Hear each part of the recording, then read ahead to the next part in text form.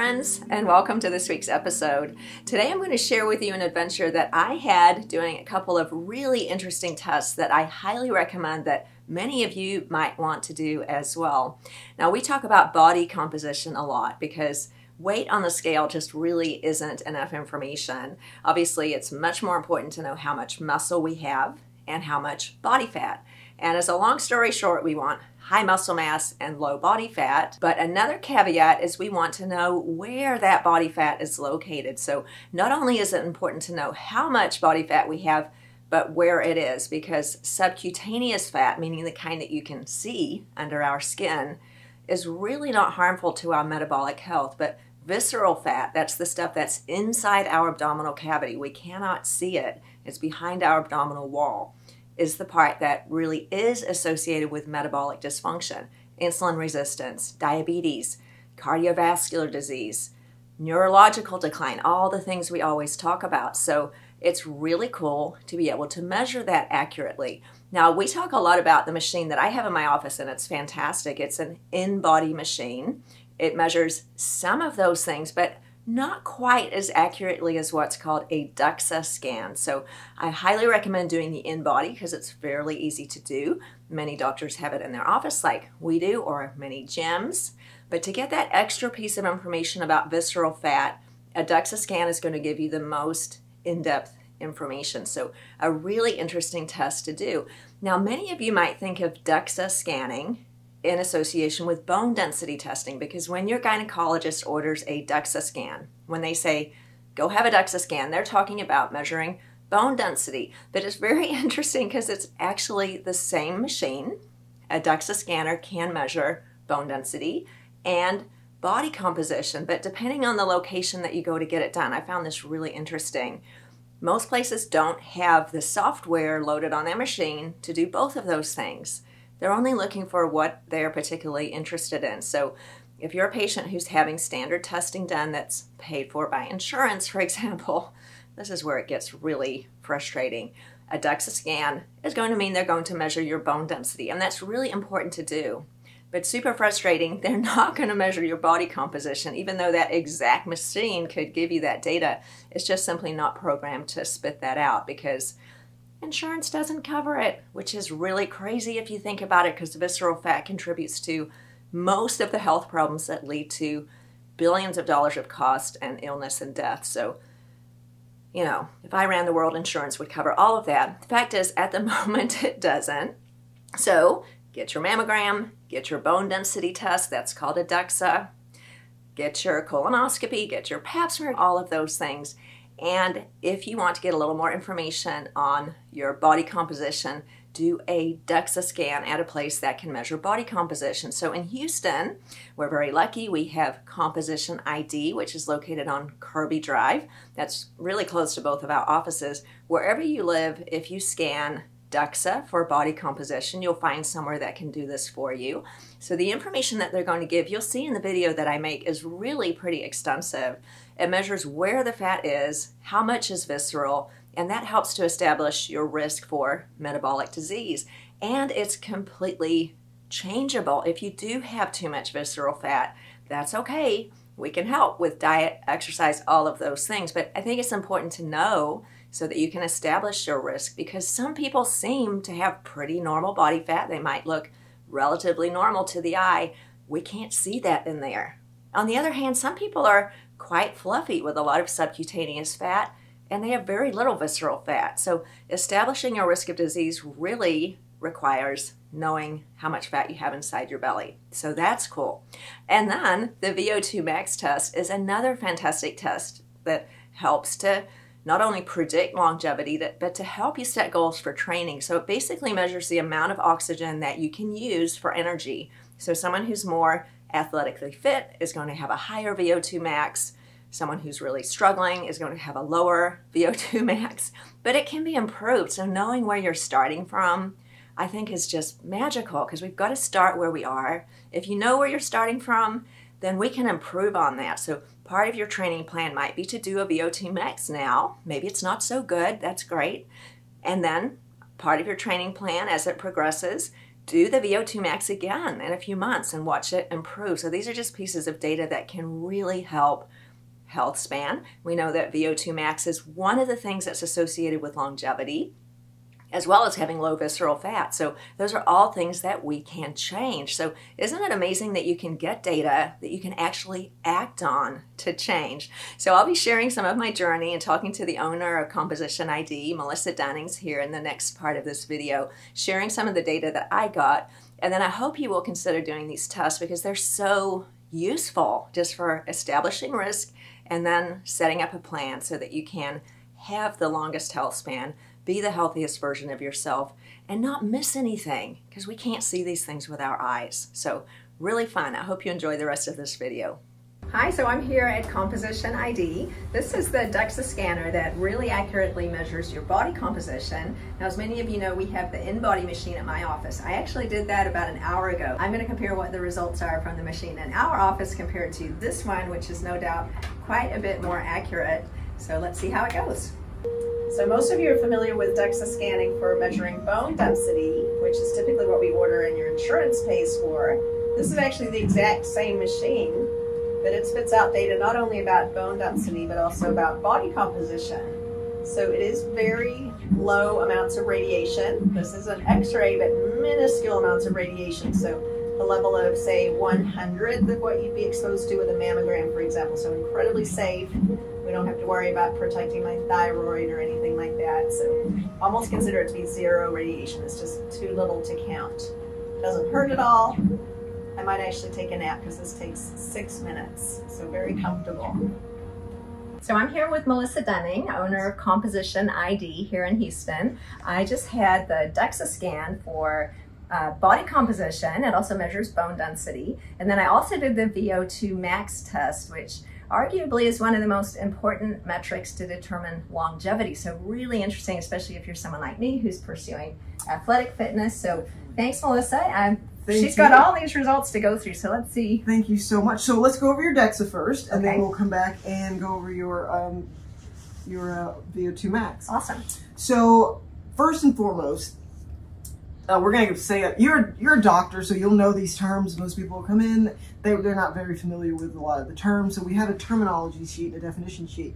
But more importantly, this DEXA ranges differ drastically from other methods of body composition. So the technology is very simplistic. So as it scans you, it's looking at density and volume, and that's the only thing it's doing. And that's how we're able to color code it. The red's going to be the fat, because it's going to have a lower density, and the blue is going to be the muscle because it has a higher density, and then we have the bone here in the white or the gray. So that's how it's able to differentiate. So the table does not weigh you, it mathematically calculates it, because if we know density and volume, we get a mass. And that is so interesting because that machine weighed me exactly the same as I had weighed myself on a very accurate scale less than an hour ago. So it's amazingly accurate. Yeah. This is what I look like on that machine. Yeah. So here we're going to just break down your body. Just break it down from limb to limb, section to section. So BMC, bone mineral content.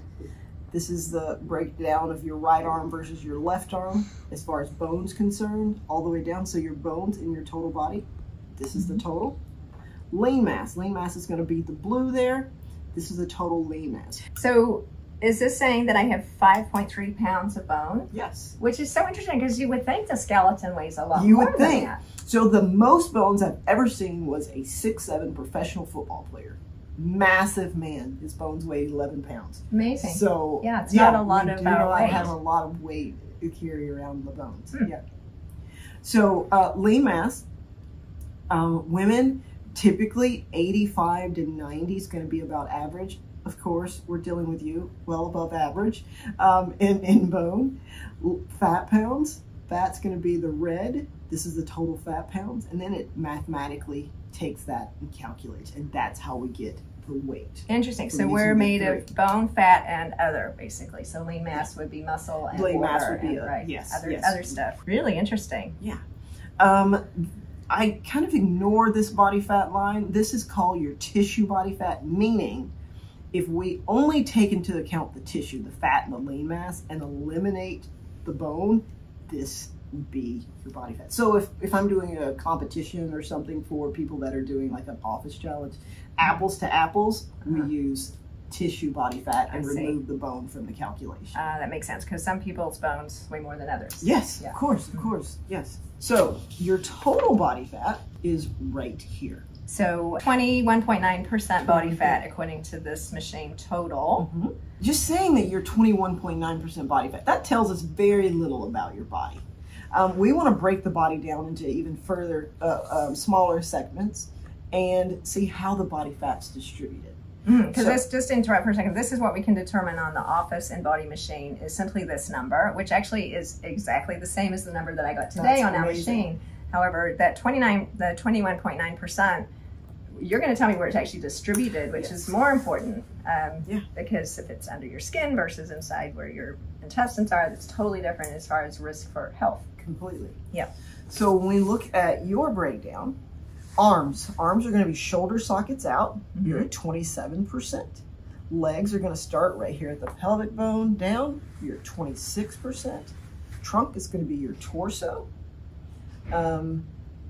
Android is a subset of your trunk. That's your around the middle, all the way to the back. So that's your leanest region on your body at 16%. So is that what we want? Like if we're looking at one specific number, is that the one that you would, when we're talking about the apple pear shape and diabetes risk and so on? We want that number to be lower than the gynoid. Okay. Your gynoid, which is going to be your hip, waist, butt, is at 23%. So in the future, say you come back 6 months from now, you've been training or you've implemented a nutrition or diet program, we're able not just to see what changed, we're able to see where it changed. Yeah, that's really cool. Yeah. So what I suggest is doing the body composition like an in-body that you might have at the gym or in my office. That's really useful to do periodically, but doing something like this annually will really show where that's changed, because what you're suggesting is I could keep my body fat at 22% plus or minus, but I could be shifting it into places that really affect my health, and you wouldn't notice that. Yeah, that's a great tool. Here we're going to look at muscle symmetry. So my right arm's a little bit stronger than my left. Well, strength and muscle don't have a direct correlation because you could still have, it just has more muscle. And it's because it may not be fully developed. Yes. Got it, yeah. Right leg compared to left leg, that left leg has a little bit more, but still we expect about a ½ pound. But what I was asking about was more of the trunk. So here to here. So it also encompasses the back. So it's really hard to pinpoint when it comes to the trunk. But right to left, we expect this number to be negative 1.5 because the heart's on the left side. Okay. And you can see yours is negative 3.5. Yeah, that's so interesting because I do a lot of cycling and I always have discomfort on my left. I ride in an imbalanced way, so I've built up more muscle on my left side. So you see it in athletes. You see it a lot in runners based on their gaits and things. Yeah, so cycling definitely can have an impact. Yes. So you've accumulated 3.5 more pounds on your left side of your trunk than you have on your right. Yeah, so I really want to try to address that because that will lead to more injuries. Definitely. Yeah. Definitely. And it can manifest itself in a weird injury like a knee or an ankle because the body's trying to, counterbalance and probably not optimizing my performance either because I'm putting more weight on one side. Yeah. Yeah, so we're going to ignore this total line because the software can tell the center of every other portion of the body except the head, and if the head's a little skewed to the left or the right, it will throw that total off. But yeah, that's another piece of data that we don't get from the in-body is, we're not measuring symmetry or asymmetry in the trunk, only in the arms and legs. So that's so useful to me. That makes a lot of sense. Definitely. Bone density. So this bone density that we do, although we can do medical grade bone density assessments, this one is not medical grade. This would be more to identify red flags and refer you to your doctor to have a proper diagnostic grade bone density test. But when I look at yours, we look at the T-score. We're only really concerned when it gets to negative 1.5 or below, and yours is perfectly at the mean, perfectly average. Yeah, and this actually goes along with, I did a more detailed bone density test earlier this year, and my T-score was right about the same, so that lines up. Yeah. So the reason we can't use this for diagnostic grade, because the head's included in that, and the head's really dense, and which will throw it off. That makes sense. Yeah. So this is the same technology that most of our patients have done for bone density testing in detail. It's just different software you were mentioning that you can plug into the same device, and it will give you more data. For sure. Yeah. Got it. And lastly, and I think this is the most important aspect of this, is assessing visceral fat. So visceral fat is stored in the lower abdominal region. It is behind it's behind the abdominal wall. So I always say that you see, like, guys, especially with abs and a beer belly that pokes out. People sometimes can have strong abdominal muscles and still have a protruding abdomen, because there's a lot of fat underneath their abdominal wall. And I've seen this as a surgeon. Sometimes when we cut into people's abdomen, there's just a bunch of fat in there. And that's the stuff that affects your metabolic health, not what's under your skin. Yes, right? yes. Yeah, really cool. Yeah, so definitely abs are not an indicator of health. When we look at health, we're really looking at that visceral fat. You know, abs are just derived from a caloric deficit. Yeah. And you can get there in a very unhealthy way. Yeah, and so you can, I mean, one can almost eyeball a person and guess what their visceral fat will be, but I bet you probably had instances where it didn't turn out the way you might think looking at a person. That is so true. I had a guy come in, he was a center for the University of Hawaii, and he'd gotten down to, like, I think single-digit body fat on a DEXA. But his visceral fat was incredibly high. He said, there's literally nothing more I can do to my diet to clean it up. So when you look at the ethnicity and, you know, just the risk factors of, he was a Hawaiian guy, they carry more. So genetics play a part in that as well. For sure. But because he had lost a ton of weight because he would play football forever, and he knew that that wasn't healthy carrying that around. So he did everything he could. So genetics play a part, age plays a part. You know, if I tell my younger clients, if it's fix it now while you can, because it becomes more difficult as you get older. Yeah, so most of my patients are, you know, in my age group, sort of 45 to 65, and that is really important to start when whatever age you are, to start now. For sure. Because you know, we see a direct correlation between visceral body fat and diabetes, even insulin resistance that comes before diabetes, and of course heart disease, bunch of cancers, even Alzheimer's disease, everything down the road.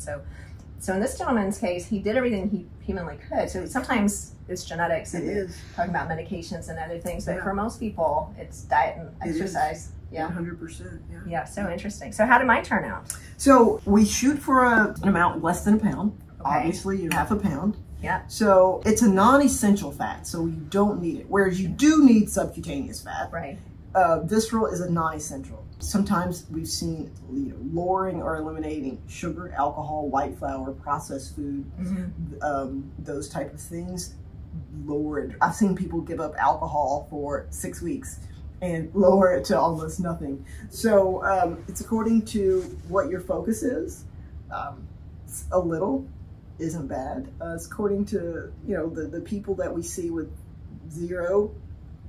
I think a lot of it is genetics. Yes. Yeah. And the other people have really deprived themselves. Yeah. Yes. So yeah, you can eat a healthy diet and not be starving and still lower your visceral body fat. It's all the stuff we always talk about: higher protein, lower sugar, lower 100%. Carbs, alcohol, and then exercise. It's sort of becoming repetitive, isn't it? That's sort of all I ever talk about. But that is so interesting. And just again to say, this machine does give really important data points that the InBody that I have in my office, and I do love that I have it. I mean, I can't fit this in my office. It's probably also really expensive. So this is something you might do once a year, whereas the InBody, you know, people can certainly do. Yeah, more and just identify your trends. Just looking at the trends. Yeah. So my goal would be to stay the course. Stay the course. Yeah. I think you're on a great course. Doing what I'm doing. And it seems like you're able to enjoy your life without being too restrictive. Yeah, for sure. Yeah. And I think that's really good information, because as I get older, I'm 56, getting into our later 2 decades, it's going to be harder to stay the course. And so we've got to have these habits now so that, you know, to keep that much muscle mass and to keep my visceral body fat low, got to have those habits in place now, because it's really hard to pick up those habits when you're 70. So getting them in place now is awesome. So the other amazing test that you offered was this VO2 max test, which is so interesting for anybody, but especially someone like me who's, you know, training for athletic events. So what is the VO2 measurement? So VO2 is really boils down to how optimally you're able to utilize your oxygen as fuel. How quickly are you able to turn that around and use it? There's a lot of mathematical equations that go into it. However, that's the simplest form. So what we do, we put you on a treadmill. I'll show you some pictures. We create a vacuum seal around your face, and we're able to capture all the gas that you expel, your CO2, and the machine calculates that and tells us how quickly you're able to utilize the oxygen that you are creating. Yeah, so it's not a very long test, and it's shorter for some people. Yes, so, yes. You just have to be in really, really good shape. I'm very competitive, so I went really until I almost was going to fall off the machine. Yeah. But really interesting, because it only takes, you know, a few minutes, yeah. you know, maybe 15 minutes at the most. And this is indicating what your aerobic fitness is, but also is associated with lots of metrics, including lifespan, which I think is really interesting. So do you only do this for athletes, or what type of people come and do this? No, I have very few athletes that come to see us. It is people that just want to live a healthier, happier life, that just really want more information about their bodies. Yeah. I remember 8 years ago when we opened, I really thought that we would cater to athletes and, you know, elite fitness level people, but those people seem to be in really good shape and have the discipline and have the tools, where other people are looking for the tools to just get more information about their bodies. So would you say no matter what your fitness, you can do this test, even if you 100%. Are just walking and get to your max in 3 minutes? Yeah. It's going to give you great data, because you could... And you have a goal to increase over time. Yeah. Yeah, I think that's so fascinating, because if, you know, any of you who have any competitive vein whatsoever, just to compete with yourself, you could put your program into place, come back and do this again in a couple of months or whatever you recommend, and see those numbers going up. For sure. You know, what you're seeing is your body's actually getting healthier, which is so cool. Yeah, definitely. You know, what gets measured gets managed. And if we wear watches, we have all these devices, but we don't know what it means and how to utilize them. Yeah. So I think that's where this data comes into play. So this gives lots of pieces of data, but one of them, people often talk about training in the green zone or other similar colors. So this gives you that information amongst other things, right? So now I've got the heart rate zone, which is my green zone. And that for me, it's 114 to 125, right? So now I can use those numbers for my training plan. Yeah, and if you're wearing one of these watches or whatever, you know exactly what it means. So when you go online and you do an online calculation of what your ranges are, it's going to put you in the same category. It puts every woman that is your age. Same age. Yeah. Does it weight? I think. Yeah. It's going to put you in it. Whereas now you have personalized numbers for yourself. Yeah, which is really cool, because I've actually never been a fan of training with a heart rate monitor because of that reason. It just seems so vague and not specific to me. And so now I'm a convert. I've been told by a lot of people I should train with a heart rate monitor, and now I'm going to use these numbers. So really, really cool. I'm fascinated to do this. So I'm going to recommend that our patients do this testing, you know, annually or whatever you recommend, because it does give data for, I mean, the amount of oxygen that you're able to use is such an important piece of data. I mean, this is the air that we're breathing and how we use it. It's the life force. It really is. And then the visceral fat thing's incredible. So, and you cannot get this. I'll even say in my office, I do everything, but I don't have this machine. So really easy thing to do, and you're really local to us here in Houston. Right on Kirby and 59? Yeah, for our offices, right in between our 2 offices, Tanglewood and the Museum District. Wonderful. So awesome. Well, thank you so much for entertaining us today. You. Yeah, we really enjoyed it. Thank you.